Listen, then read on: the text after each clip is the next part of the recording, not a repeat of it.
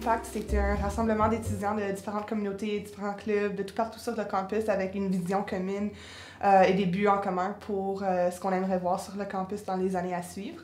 C'est une nouvelle équipe. Je suis la seule membre de l'exécutif qui se représente cette année.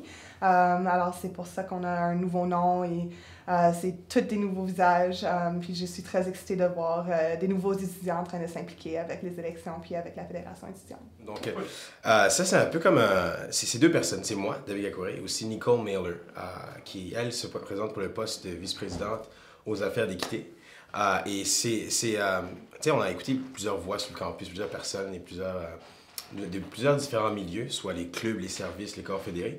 Puis on voyait qu'il y avait quelque chose qui manquait, puis il y avait un petit quelque chose. Donc, on commence cette sorte de parti ou de mouvement, en fait, qu'on veut être ici pour nous. Donc, on veut réengager les étudiants, puis aller chercher plus de personnes, puis permettre comme ça qu'on puisse être plus engagé dans l'association étudiante, mais aussi qu'on puisse vraiment écouter aussi les autres. C'est difficile de toujours essayer de mettre des affaires en œuvre, mettre des choses en place. Il faut aussi la rétroaction dans les deux côtés. Donc, c'est un peu comme ça que ça a commencé le mouvement, puis avec comme prémisse qu'on est tous étudiants, on est tous ici, on est tous en train d'essayer d'accomplir un bac, et en plus, on essaie d'arriver à notre plein potentiel. Donc, c'est un peu comme ça que ça a commencé.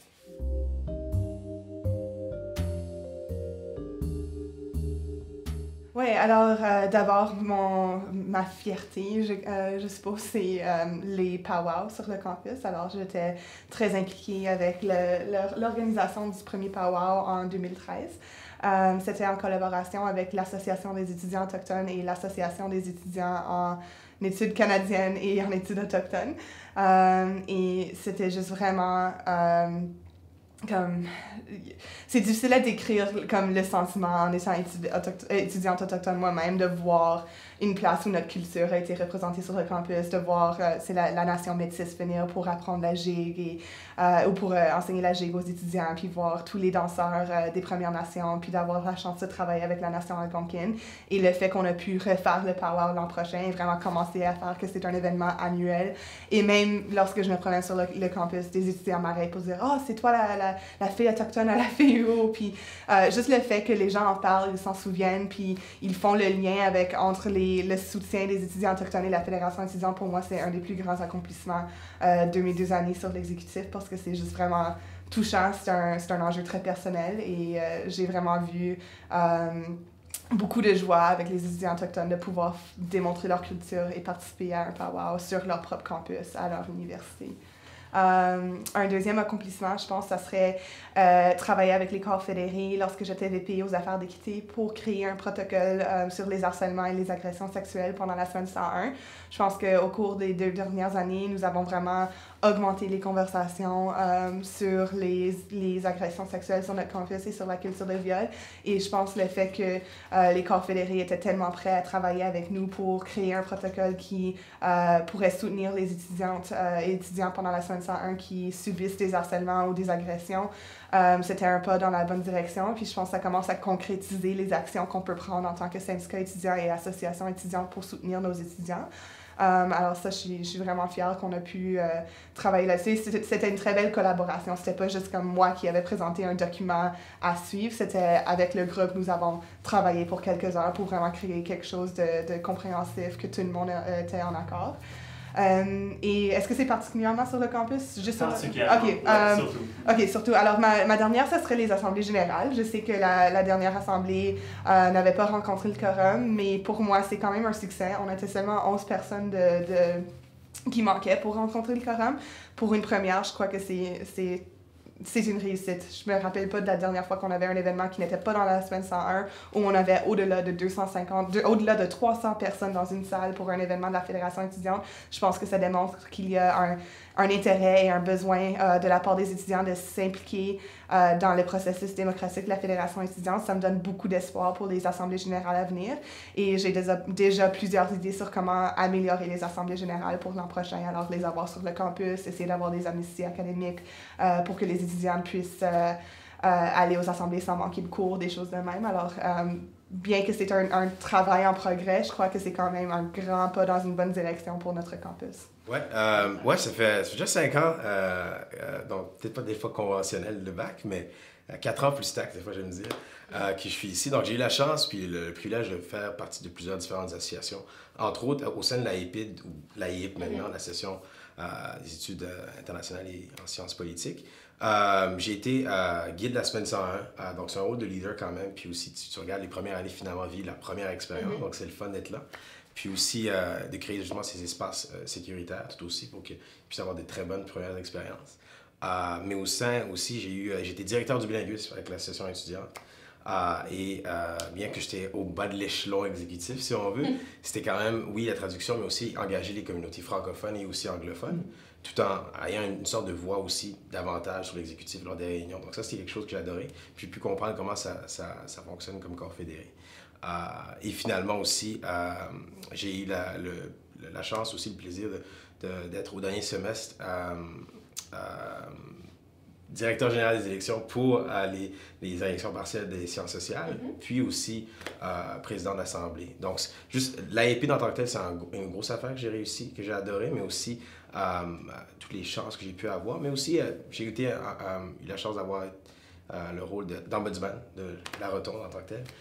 Ça a été quelque chose de vraiment cool parce que j'étais le premier dans le poste qui venait. Donc, il fallait vraiment que je prenne ce qui a été sur écrit et qu'on le mette en œuvre. Donc, puis il fallait que je reste neutre, impartial, puis juste envers tout le monde. C'est des affaires qui m'ont permis que j'avais déjà quand même, puis je les ai façonnées encore plus. Mais la bonne chose aussi, je pense qui peut nous amener à faire, qui est une bonne leçon, puis je pense que je vais amener dans la présidence, c'est quand tu ne sais pas exactement quoi faire, c'est bon de regarder les personnes qui ont leur force. Ce que je veux dire par là, c'est que quand je suis rentré dans le poste, je suis allé voir l'ombudsman de l'universitaire, par exemple. Il avait déjà un framework, puis tout.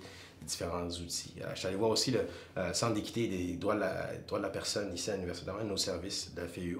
Puis après, on a fait ensemble des ateliers avec le CA, puis l'équipe pour la prévention du harcèlement au milieu du travail. Donc, des fois, je suis quand même content d'avoir pu façonner un peu plus ombudsman, m'avoir bien impliqué avec la session étudiante, puis finalement maintenant, d'avoir quand même une bonne connaissance, puis d'être prêt justement à attaquer d'autres défis.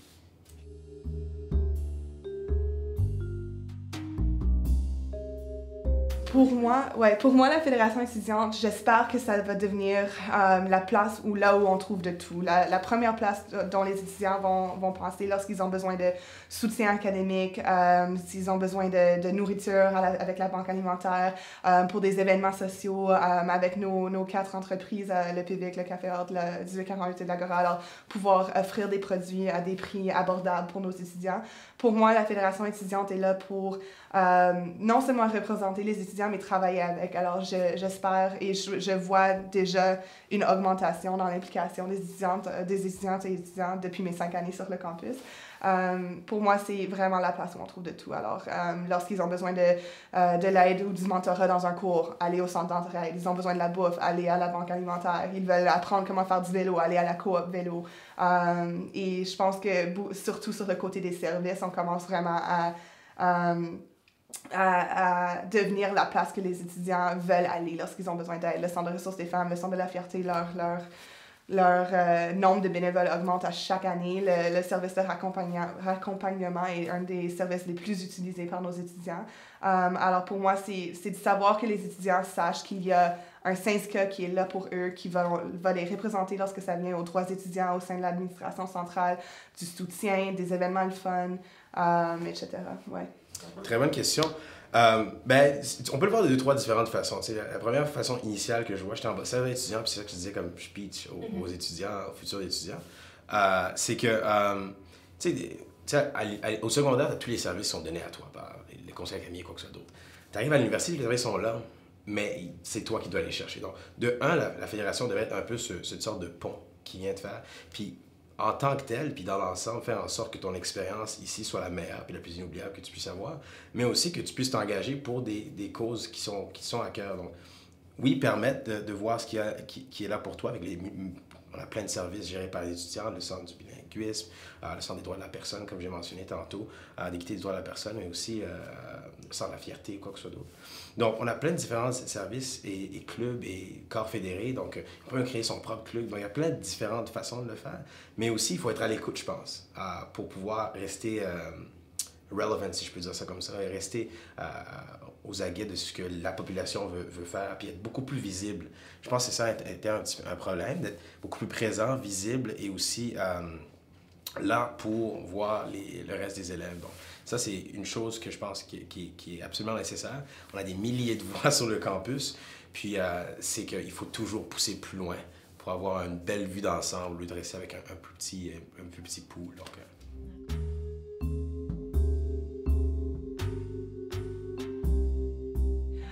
pour moi, je dirais expérience.